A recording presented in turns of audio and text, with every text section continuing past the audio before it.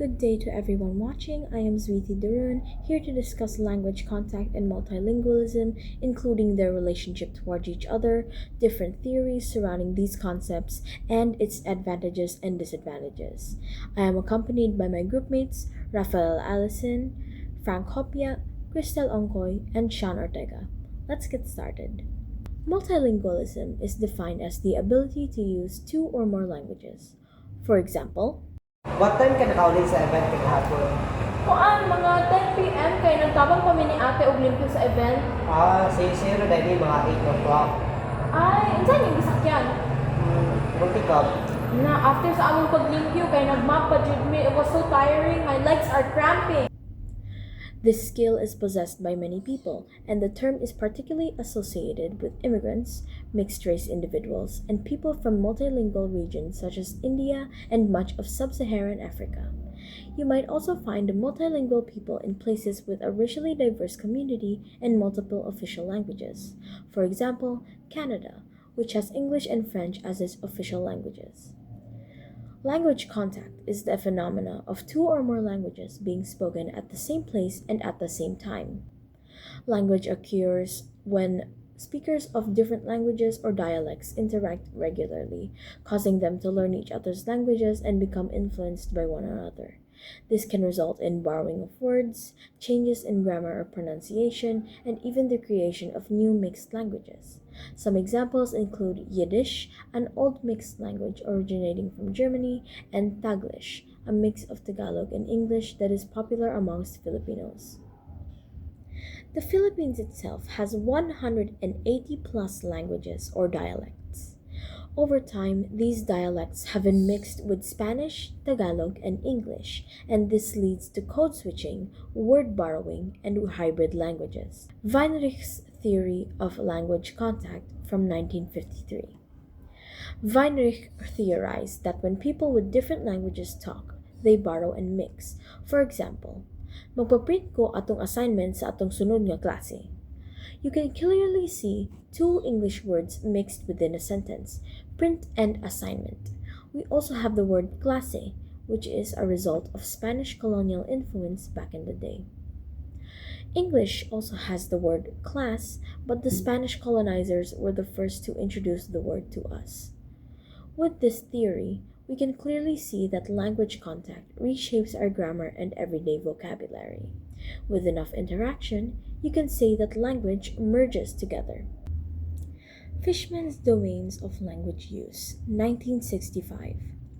This theory shows that people choose which language to speak depending on the situation or social setting.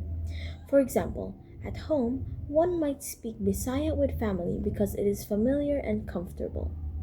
At school, English is used for learning and formal communication with teachers and fellow students.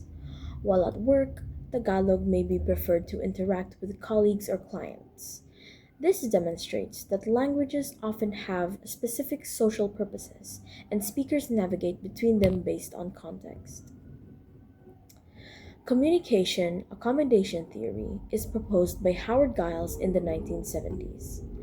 It explains how people adjust their language depending on the social context and the people they are interacting with. Convergence happens when we modify or completely change the way we speak to fit in, such as learning Spanish while living in Madrid to communicate effectively and feel part of the community.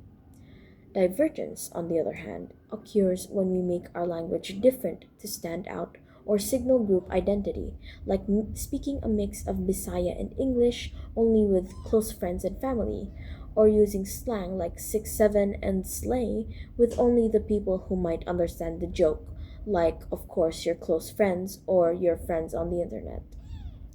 This theory shows that language is not just a tool for communication, but also a way to express identity, build relationships, and navigate different social contexts. Gumpers's code switching theory from 1982 explains that switching between languages or language varieties in conversation is not random. It carries social meaning. People code switch to create or show closeness with someone, to emphasize a point, or to make distance. For example, saying, Hoy, seryoso ko ha adds drama and emphasis to your words. Kachru's Three Circles of English from 1985.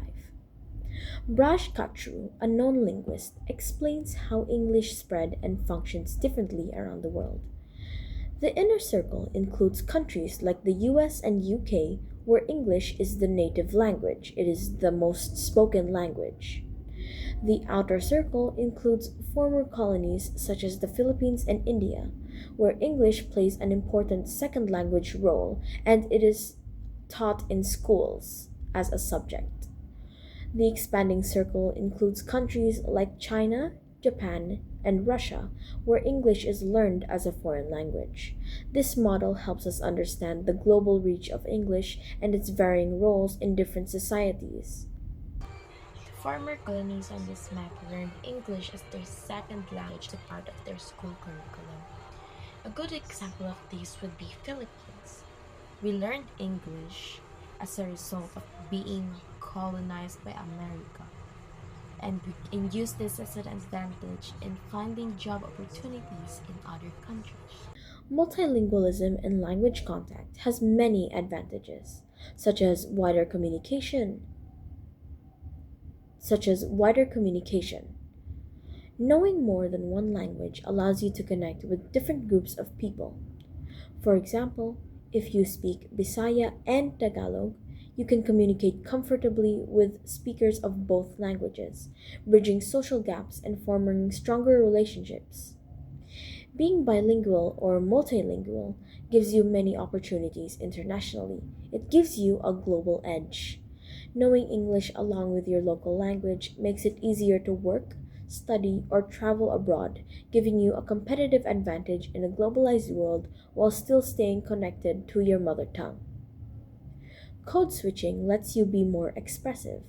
You can add emotion, humor, or emphasis to your speech.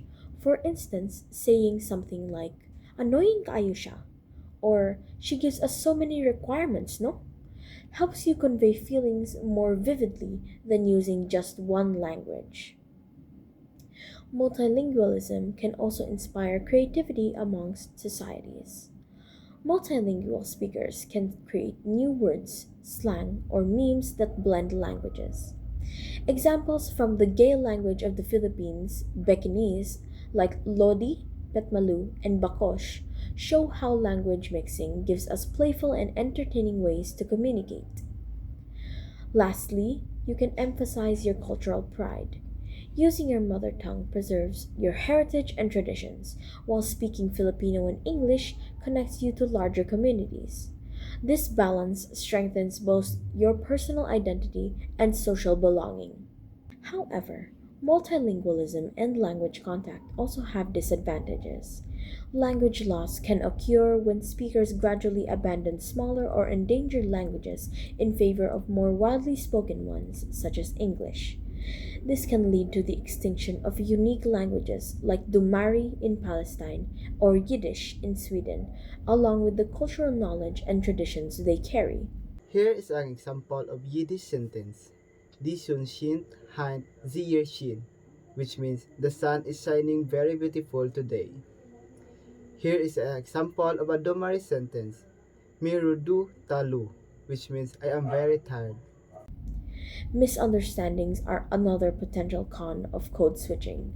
Since not everyone shares the same language background, switching between languages in conversation can confuse or even exclude others, leading to miscommunication and failure to interpret messages.